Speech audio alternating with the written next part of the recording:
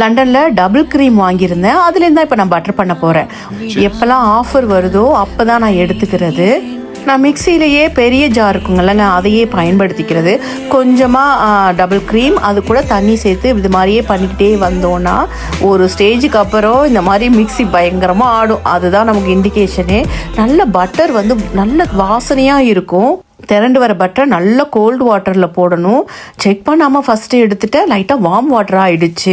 அதுக்கப்புறம் பார்த்தீங்கன்னா நம்மளுடைய மிக்சி வந்து எங்கே பார்த்தாலும் அடித்து பெரிய வேலை வச்சிடுச்சு.